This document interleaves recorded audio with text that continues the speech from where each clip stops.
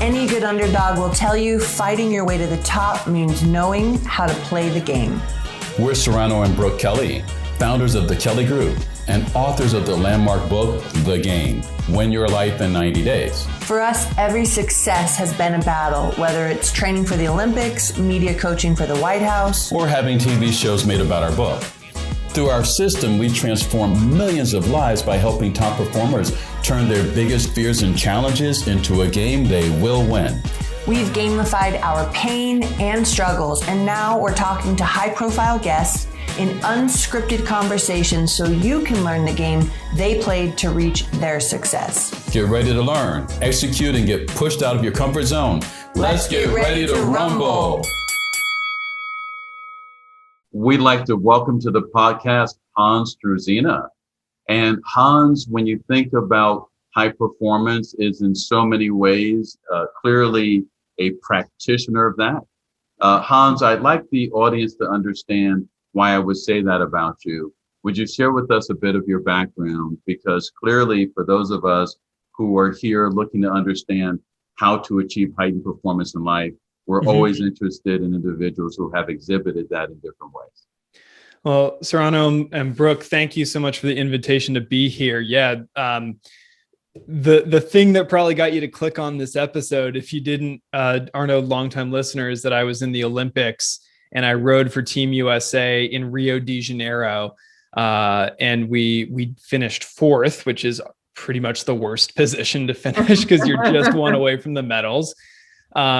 And at the time, I wouldn't have been able to laugh about that, but I think that we can get into like that mindset of like how you go from the tippy top of something, you fail, and then you come back, right? And I think that that's a big part of my story through my last 32 years of life and sort of what I'm doing now. So that's at a high level what I did. And then I am now selling high-end real estate in the East Bay of the San Francisco Bay Area on the top luxury team in that geography. So I've got a few different versions of high performance to talk about and hopefully share with your audience.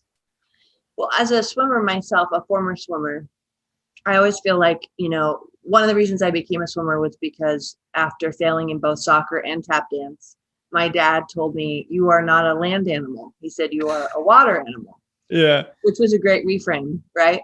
But I really did feel like it was my element. And I'm curious to know, as we take a look at your so much success, and by the way, it was wonderful to read about you and to come to know about you. But when you think about what the water actually taught you, what do you feel like you learned from the water?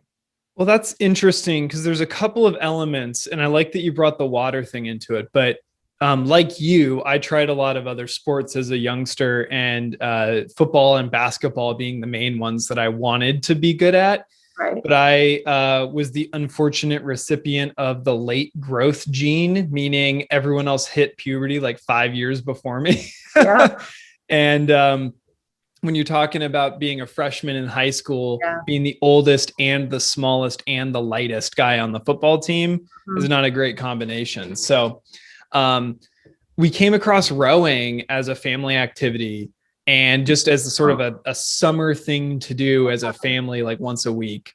We went down to the boathouse, took some private lessons, the four of us, and I just found that I liked it, one, but also that I was kind of good at it and I wasn't doing another sport. So I thought I'd give it a try for the fall season, because on the West Coast specifically, it's club based. So most high schools don't have a team, whereas on the East Coast, it's more of a prep school thing, right? And so it was open to anybody and everybody from any school. And I got in there, just figured I was always a good athlete. And this sport specifically rewards your ability to work on yourself, work on your technique, work on your physical capacity, and then your ability to work as a team, as opposed to your ability to out jump or out tackle or out whatever somebody else. And at the time, that was pretty appealing. So to round out the answer to the question of what the water taught me was that it's like when you really start to focus on yourself and as opposed to what other people have and you don't, and you really get internal a little bit, you can really find something that you weren't expecting, but it'll take you to places you had no idea you could ever achieve. Yeah. This might sound like a weird comparison as I sit here between two people who have their own Olympic experience in different ways. One, I would love to be able to say that I came in fourth in the world at anything. I would consider that a compliment, right? And yet I know with the two of you that, you're so focused on that number one position that when it's not that you actually do relate to that sometimes as a loss, when the reality is it's a massive success. When I translate that into business, I have my own experience of, having done, let's say, like my with our book, we had the chance to bring that onto Good Morning America, but I never made it to Oprah, right? So it's right. not like, well, I didn't quite do that. Right. So for a lot of the folks as we're listening, and there are things in life like that, right, where people are achieving success, but it's not quite what they define as the most successful outcome. How do you guys, handle that mentally, psychologically? You admitted that for a period of time, it was not something you could just like laugh about, right? Right. Yeah. For me, I don't know about you, Brooke, but for me, it was like the mindset of in athletics, especially I had to be so focused on that one sliver, that one outcome, because your life was revolving around that moment. What you ate, when you wake up, where you go to, when you go to bed, how much you sleep, how much drink, you go to party, you don't, whatever. Like your whole life is focused on this thing. And if you don't, in my opinion, if you don't think you can win, then what are you doing it for? Right. And so that mindset gets you places and gets you to hopefully a top place, but it also makes your like definition of success and failure about that big. Yeah. Right.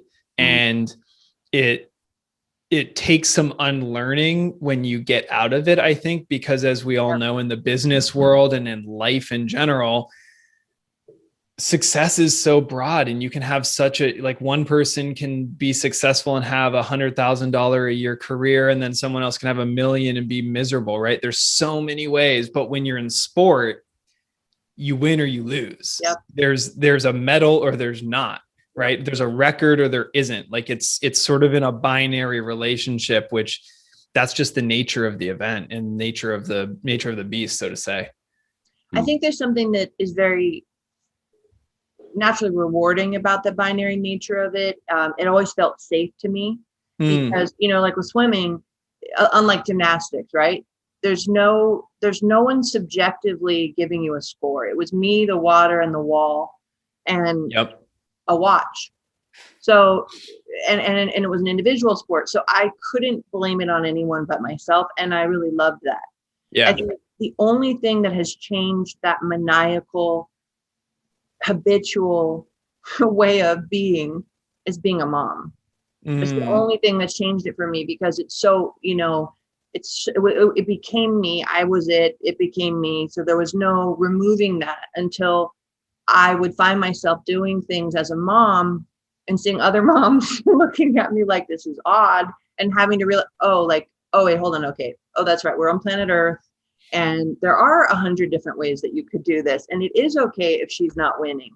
Or I'll tell you a really funny story. I was coaching my daughter's soccer team. She was in kindergarten. And of course I was running up and down the field like a maniac. They actually asked me if I could please stand still. This is kindergarten true, soccer. This is very true. And my daughter she has like a full beeline to the goal. And this girl who's chasing her cleat falls off. Oh, no. And I can see my daughter processing, I should help her. And I said, go score.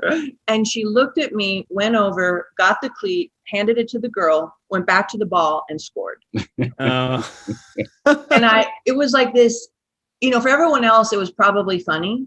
Yeah. For me, it was really a metaphor of, for me, in that moment, the only thing that she needed to do was score. Yep. And for her, she saw options. So I think she's taught me, she's unwound some of what was, the only way you could live, right? Yeah. So I love hearing what you had to say. I've always been fascinated. Like, do you guys talk while you're rowing? Is there a rhythm, is there even a need for communication? Like, what happens in the actual boat? It depends on the boat class. So unlike swimming, everybody goes the same distance, but the number of people in the boat and then the number of oars each person has changes. So you have an 8-person boat, which has 8 rowers and a coxswain. And that's the only Olympic event where a coxswain who has a rudder and has a megaphone or a microphone is involved. And then every other boat class is 4, 2, or 1 person. Okay. And there is internal communication. You're calling out your moves, you're calling out your position in the race, whatever. And there's one person in the boat who usually makes those calls sort of in a predetermined fashion. Okay. But you're not having long conversations. You're throwing out 2-3 words at a time every stroke, maybe. Wow. Because you're also exerting, you're rowing, right, at full speed for 6 minutes or 5.5 or whatever it is in the boat class you're in. Wow. So many of our clients obviously work with teams and they run teams in their business. And they're typically themselves on the front end of the business. They're like the tip of the spear, and they're going at 1,000,000 miles an hour. And yet they have this team of people that they also need to bring along with them. And the challenges are often communication challenges, right? Like the ability to be able to keep people informed, inspired. A lot of them have difficulty taking the time to train their people, right? Yeah. So they just kind of do as much of it as they can. You mentioned that you yourself are on a high-performing team and professional services, obviously the high-end, high net worth real estate space. And I'm just curious, is there any way that you've been able to translate that rather intense understanding of how to coordinate with other people in your business life? Did it show up in a particular way? Yeah, actually not related to real estate. But I do have another business that I am a co-founder and the acting CEO on. It's a podcast post-production company. And we have like 70 something clients and 90 something podcasts we produce on a weekly basis right now. And we've sort of grown it organically. And we have these international work teams is how we're structuring this. So we have people in, I think, 5 different countries now working and, bizarre hours and all this sort of stuff. And we were realizing that we were losing a lot of stuff to time zones and to different standards of work and different standards of effort and sort of that sort of thing. And so one of the biggest things we recognized in our last retreat 2 weeks ago, the founders, the 4 of us, was that we had no standard, period. We just said, edit these shows and turn them around by this amount of time. But we started to get even more granular about it and say, we're going to completely change our compensation method. We're going to completely change our requirement of like, we need this many edited minutes. And for that, you'll get this. And it needs to be to this standard. And then we've put in an incentive structure and a better structure. So that's to say that we got really clear on like, what's our minimum standard? And you said training and bringing people along. And we sort of had a hard time assuming that people would want to do, like, wouldn't want to just skate by and do the minimum, because that's where entrepreneurs, we're the people at the front trying to charge, right? But not everybody is that way.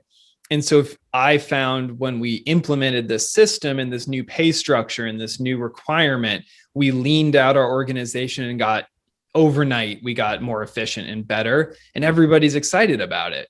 And so that's the 2 lessons I learned was, number 1, draw the line, like put your line in the sand and find out what you're not going to accept anything on the other side of that end of story. Yep. And make it clear that that's the line. If you're above the line, you're here, we love you. If you're below the line, we got a problem. And number 2 is not everybody thinks the way that we think. No. And so you've got to, right. It's a shocker, right? Yeah. But you got to put yourself in their shoes a little bit and like, what do they want out of this thing? And how are they going to interpret this? Because we we had all these spiffs of like, if you go recruit your friends and bring them in, we'll bonus you. And no one did it. And I was like, well, this is easy money. Why wouldn't you? But like, just people have different ways of thinking. And so really digging into that has just in less than 2 weeks changed this business from, we used to need 35 people, like human beings, to do the volume. And now we've cut that in half, and we are exceeding the volume we used to be doing. So clearly you've been able to, you have your podcast business, you have real estate. I'm curious. I know that, my brother played in the NFL. We've coached some NFL players post their NFL career. Mm-hmm. And it takes them a minute to assimilate into the world after mm-hmm. they've been, right? And I'm wondering for you, you leave Rio de Janeiro in 4th place.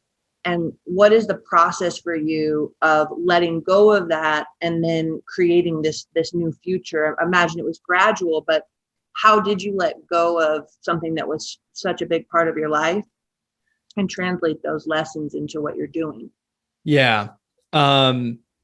The letting go and the translating were two very different things for me. The letting go took years. I went to therapy for almost a year with a therapist every week. I separately had a life coach, or he was a business/life coach who really, I worked with him for the better part of a year as well.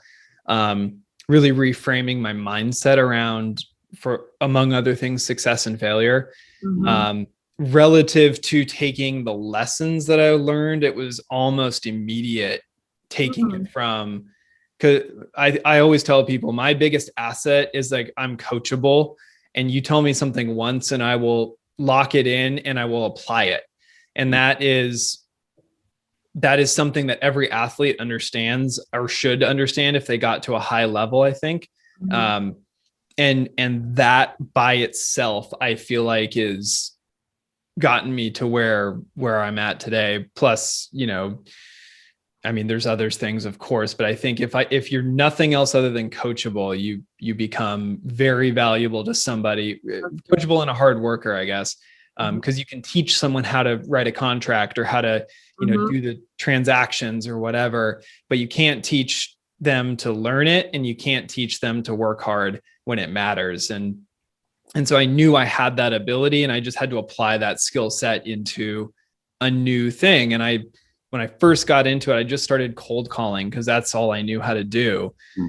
And I was like, if I just do 2 hours a day and I get to at least 10 contacts a day, that's going to get me to like 1 appointment a day, which if I'm really terrible at closing, that's going to get me to like, 1 deal a week almost. And, I was inconsistent cold calling those first 2 years, but I ended up doing 9 deals my very first year, which is a big number in the Bay Area, because I think the average person in the Bay Area does 7 deals, like the average agent does 7 deals. So I was ahead of that. I felt kind of good about that. But I just took that like hard work and that just like, I can grind it out. I can learn from what I'm doing and apply it immediately. And I just got to go to practice every day for 2 or 3 hours on the phone, and then the rest will start to take care of itself. And so, so that was it. But the mindset thing, man, I'm still working on that one, to be totally honest with you. But it took a long time to pull out of the athlete version of me and into this new kind of real world version. So some of the best business developers I've ever met, they metaphorically got 4th place, in Rio de Janeiro, right? They in their mind, they lost, and they were that close to what they trained their whole lives for. And what I found is that energy gets channeled now into business, right? It gets channeled into deals, and not in that like angry little league dad way, right? Like in a very productive kind of way. They're not done. They're still hungry. Not everyone, can relate to that, but I'm just curious if that sort of loss and hunger is something that resonates for you. Yeah. So when I was training, I was selling solar on the side. Like I would just go on these appointments that would get set up in between practices or after practices to try and just one call close, just get a deal done in the house kind of thing. And I remember doing math with people on their kitchen counter, thinking like, okay, if you spend this much on the solar, it's going to save you this much, and you're going to get your money back in like 7 years or whatever, which was pretty good given the industry standard at that time. And they're like, I'm not going to be around. And I was like, what do you mean you're moving? And they're like, no, I'm going to be like dead. And I was like, you're 50 something. Like, my parents are older than you right now. And like, what are you talking about? And that just like gave me this window into this psychology that a lot of people carry, which is like, I'm old. I like, what do I have left to live for? And it wasn't like a lightning bolt hit me, but it was evolved into like, okay, I'm doing this Olympic pursuit, whether I win a gold medal or whether I don't. What if the Olympics is like the third coolest thing I ever do in my life? And I've carried, and ever since then, I've sort of carried that of like, okay, the Olympics was freaking awesome. Don't get me wrong. But like at the end of it all, if that's the third coolest thing I ever do, that's a life worth living. I don't want to be 50 something years old at my kitchen table thinking I can't do 7 years on a solar return and having that mindset. Wow, that's really powerful though, to have the Olympics be the third coolest thing. So what would the top two be if you could pick them now? What will you cause to exceed the Olympics? Well, my marriage with my wife is one for sure. That's at the top of the list, because if you're unhappy with your partner, I think you're just, I mean, everything could be awesome and it won't be, right? Uh-huh. And then my business life, I really want to see how deep that rabbit hole goes. I mean, I've already exceeded so many of my dreams relative to business and finances and what have you. And I'm 32 right now, and I really thought I wouldn't be here until, 40, 45. And here it is, it's in the account. We live in this cool house, etc. And so then it's like, wow, so what else is there? If it's not just like making some money and selling some houses, like there's other stuff. And it's like, as you go deeper, you start to see all these different things. Like, can we employ more people? Can we build these other options and this way of doing business or whatever? Hence the podcasting company and such. I'm also working on a coaching core of some kind of a coaching thing where I'm going to help other real estate agents get into the high end and really learn to just kill it in the high end, because I think there's a lack of people who do so. And I think there's a big opportunity for folks who are not there or are not doing as many of those types of deals to get there. Because those people need high level representation too. And if you're going to do the work, you might as well get paid for it. But yeah, I mean, it's like that, to answer the question, like if the Olympics is third, then my relationship is first. And then, business is second, and just seeing how deep that could go. And then if I threw a 0.5 in there somewhere, it'd be like traveling and, seeing the world and having experiences and stuff. One of the things that you said, which, at first, I have to admit, it almost got by me. But now as I think about it, you mentioned that one of your strengths has been, if someone gives you good coaching, you take it immediately, right? Mm-hmm. And yet, for so many people, it's like they seem to have to keep repeating the same lessons over and over again, and they don't get the coaching. Right. Was there anything that you can see? Because we're always looking in this podcast for, like, what can people take away that has them, immediately be able to take actions that make a difference in their lives? And I think that if there was a key difference to get from you, it would be, well, what is it that allows you to do that? Like, how are you thinking about that? What allows you to just, hear an instruction and just take the instruction and get the result? Yeah. To be fair, I've had a 12-year rowing career where, you picture this, you're in a boat, whether you're in it by yourself or you're with 8 other people. And the coach is in the motorboat yelling through a megaphone for you to, like, move your hand this way or lower your shoulder like that. And you got to do it on the fly.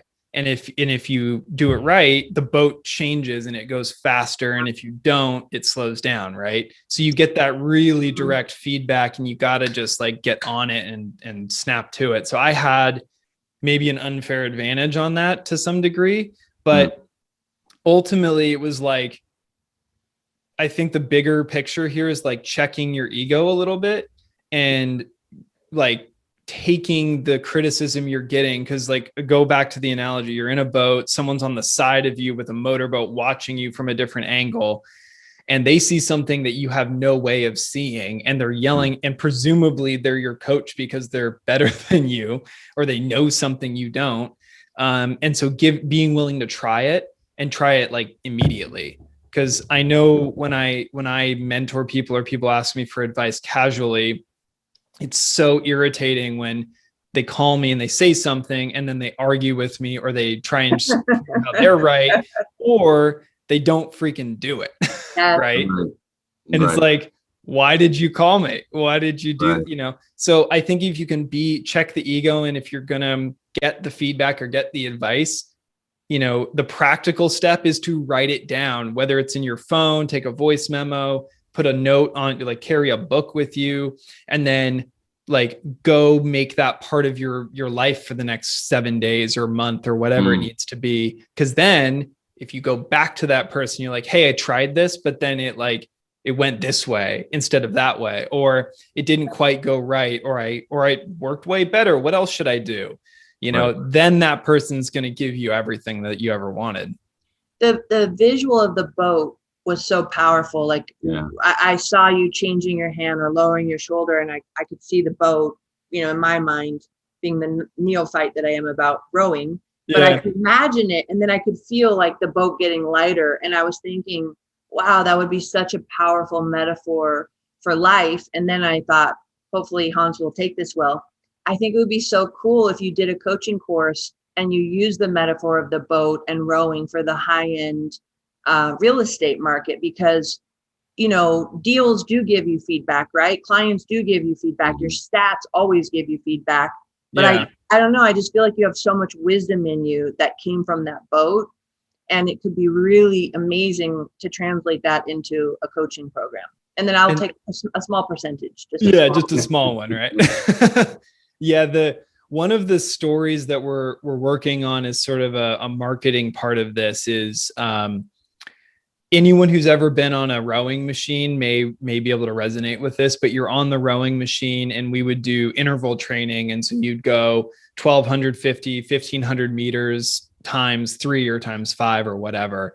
And as you go, obviously it gets a lot harder.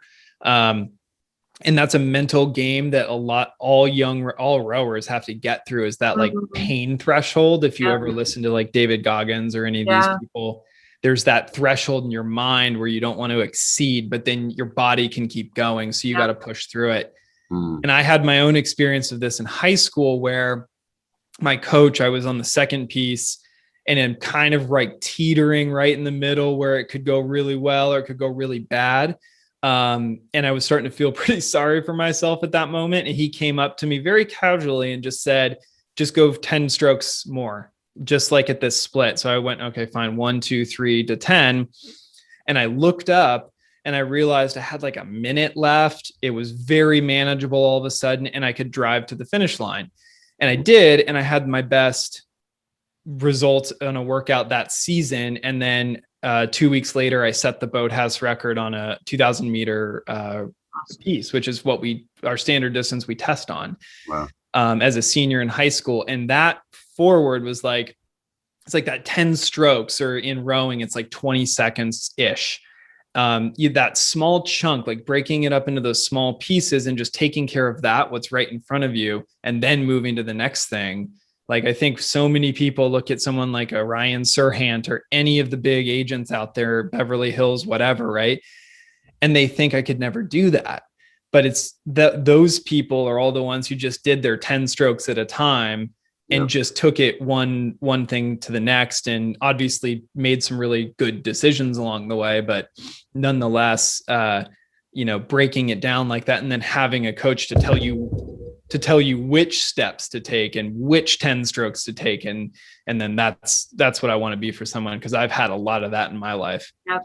Yep. Yeah, one of the things that I loved was when you were saying, if there's instruction or coach that you get to, actually take it, write it down, literally have it become a part of you. Yeah.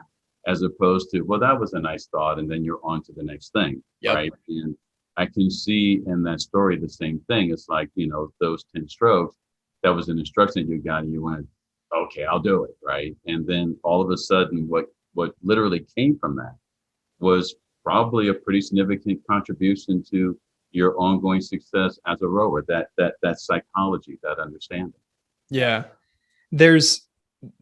I was just reminded, my buddy who was a rower is now really into mountaineering. He invited me out to Denver after I was done rowing, and he went up rock climbing. We went up 3 pitches, which, if anyone knows, pitches are length or half a length of rope. So you can go up a section, you then unhook, you tie in, you belay the rope up to the next section. And we went up about 600 or 700 feet.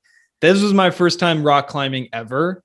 Just so you know, like, I'm in shape. I've done indoor rock climbing. I was an athlete, but like, when you turn around and you look and you see that you're way 70 feet off the ground, you're like, whoa, it's going to be a lot easier to go up than it is to go down at this point. And there's something to be said about putting yourself in those places. So you said writing stuff down, making it part of your reality. When you set a goal or you take a piece of feedback and you make it part of your life, and then you like draw your line and you make that part of who you are and who you're committing to be, then you like, I was on this rock face and I was trying to make this move and I slipped, and I tried to make another move. It was the hardest move on the whole climb, and I slipped again. I was like, shoot, I don't know. I don't think I can get up this thing. And I turn around and I look over my shoulder, and it, like, the people were little ants down there. And I realized, like, I need to commit and go. And so when you start to do that through these practices of writing things down, bringing the coaching into your life, writing a goal and posting it on the wall, you've now like committed, right? It's now part of your physical world in a way that it wasn't before. It's not just a nice fleeting idea. And so when you start to do that, I think that's when it starts to stack on top of each other, and you find yourself in a place you never imagined you'd be. I love that line that you saw, that it was easier to go up at that point than it would be to go down. Yeah. I also think some people would have been in that same moment and thought it would have been easier to go down than it was to go up. Right. So I think that's also a tribute to you. And well, thank you. I think, could be 50-50 on that one. But it's been so ingrained in you, right? The other things, that those muscles are so strong up there. I know that Oprah said a couple of times that as you ascend, there are people in your life that drop off, right? That sort of like an altitude test, right? And it's not intended to be personal or negative, that it's almost as objective as, gravity as a law, right? People are going to fall off in your life as you go higher and higher. And I'm just wondering for you, not necessarily about people that have fallen off, but what do you think is one of the most unexpected lessons that success forced you to learn? That's a great thought exercise. I think it's the speed, the relative speed with which things can happen when you do the work and when you surround yourself with the right people. I want to say it's Tony Robbins. Who knows who said it at this point, because it's all over Instagram on plenty of memes. But it's like, everybody underestimates what they can do in 10, but overestimates what they can do in 1 year. And we get really discouraged with the lack of anything today, a lead today, a sale today, whatever it is. And especially in my business, it's long sales cycles. You meet someone, you may not get paid for 6 to 12 months on that relationship and that engagement.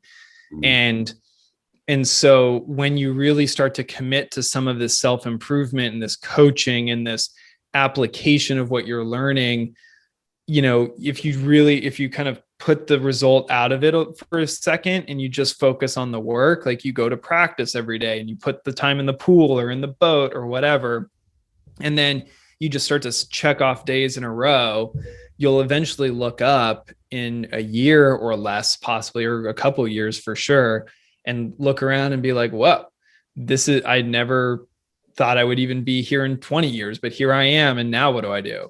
I think that to me has me really excited for whatever the future has for me, and what you can kind of milk out of life in general.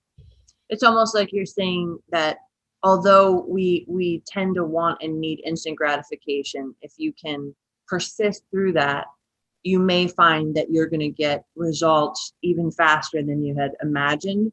But you've got to get over that instant gratification need and be willing to be persistent almost with boredom. And in a pool, you stare at a black line for hours. Right. It's just you and the black line and your thoughts and the water. And I think that is the greatest training I've had. What comes out of it that everyone sees is very sexy. But those moments where it's just you and the water and the black line, that in many cases was richer than the races or the times that were some of my highs. That moment with yourself that I think athletics forces, that big deals force.